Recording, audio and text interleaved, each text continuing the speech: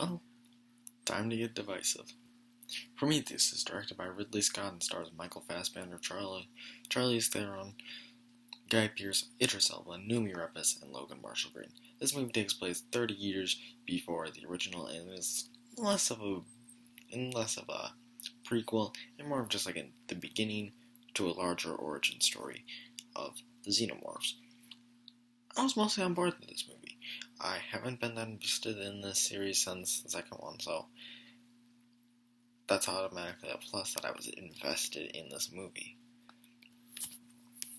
It's different from each Alien movie has felt very different from the last, and this one continues that trend of just being not even like a horror or anything, just a straight sci-fi film. At least that's what it felt like.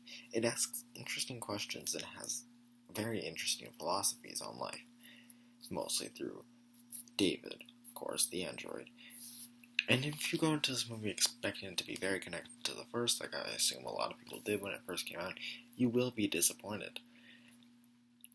The characters were hit or miss for me. They weren't nearly as memorable as the crew in Alien or the Marines in Aliens. There are some that I did stand out, people like Idris Elba and stuff, but a lot of them came off as annoying or just unlikable. Occasionally I did get some good laughs out of them, but a lot of them were just like, oh my god. Oh my god. There's two of them in particular that are just idiots that they get themselves killed. They have no one to blame but themselves. They really don't. It all could have been avoided. It's their own fault. The standout characters for me were Shaw, who was pretty much our Ripley of the movie, though not as good as Ripley, because like who is, and the android David. Especially David. David is he's probably one of my favorite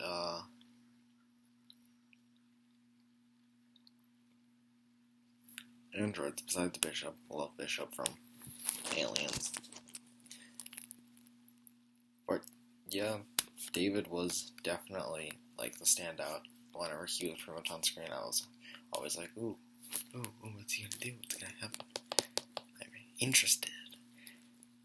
And that goes a long way from a franchise that had Alien 3 and Resurrection in it. So, very much thank God for Ridley Scott's return for this movie. Most of the acting is good to great, except Logan Marshall Green. He's not a bad actor, though. There's something about him in this movie that I was just not a fan of. He was not working for me in this movie, which is very weird because I've seen Upgrade. It's one of my all-time favorite movies. He's phenomenal in Upgrade. He's great in that movie. But there's just something about him in this movie. He's not giving a good performance, and it's, like I said, it's odd because, again, he was great in Upgrade. The practical and digital effects for this film are phenomenal, back to the amazing look of the films that is very prominent in the first one. The first one, obviously, is the movie that has had the best effects out of the entire franchise, although this is a very close one. This movie looks great. It is amazing.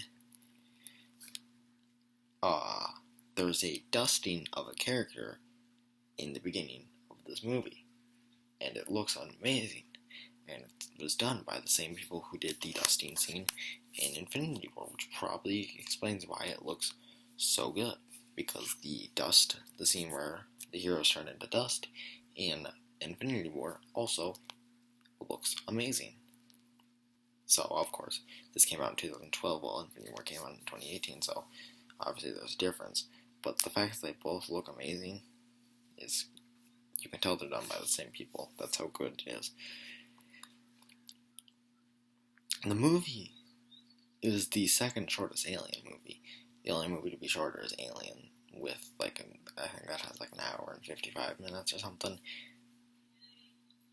This movie is like 2 hours and 4 minutes, so it's a pretty short one. It's a short guy, but it felt long. It oddly feels long in some parts, which is it's weird. And I wasn't fully invested. Like there was definitely moments in the movie where I was like, I like that. Okay, got my attention and stuff. But I wasn't fully invested in what was happening with everything until around the halfway point. That was when I was like full attention. Like, okay, you got me. And I stayed invested through the end, so that is definitely a plus. Like, oh, you got me. Oh, you let me go. No, right when it got me, it got me. I wish I would have been fully in. Like, at the beginning, I was like, ooh. Okay, this is cool. I like this. And then it drops off. And I'm like, I still like what's happening. I'm not having a problem with it. I'm like, oh, yeah, this is good. I like it. I just wish I was more like, ooh, what's going to happen? Or, ooh, I'm really into this right now, and that didn't happen until the halfway point. And once I was there, it didn't let me down, and I'm thankful for that. I'm thankful that Ridley Scott did not let me down on that one. Ridley Scott once again shows why he is a great director. This is a beautifully shot movie. The cinematography and stuff, and the way everything is done, just hats off. It's amazing. Near the end, like the very end, with the engineer, with the one surviving engineer, it kind of felt like it wanted to be a little actiony, like Aliens, but never fully committed. It was weird. Like there was a lot of moments where I was like, "This is turned into an action movie," but then I was like, "No, it's not." But is it? It was odd for me. The whole Wayland subplot was introduced late. I wasn't a big fan of it. I didn't really care that much. I mean, Guy Pearce is great in the role. I didn't really care that much. Overall, this movie definitely got the stench of Alien 3 and Resurrection out. So I'm going to give Prometheus a 77 engineers out of 100. If you enjoy the Alien franchise and want to know more about it, watch this movie. It's really good. I wish I could say it was like great, but at least the films aren't making me sad like they were for a little bit. And if I'm lucky, when I watch Covenant, that one will also make me happy. And maybe it'll be even great. Who knows? I have not seen Covenant yet. I will, and I will do a review soon for that. Have you seen Prometheus? Tell me what you thought about it in the comments below. I know this is a divisive film, so please be respectful. If you like this video, make sure to like and subscribe for more reviews. I got a whole playlist of reviews for Aliens 1, 2, 3, and 4 in my channel. I also, because I brought up the MCU, I got a full playlist of all 23 MCU movies reviewed. Right there. Plus spoiler review for Endgame and a ranking of the final battles. This video will become dated when I do more, when Black Widow comes out, but it's fine. It's fine. Like I said, make sure to like and subscribe. This is Jordan from Jordan Reviews, signing off.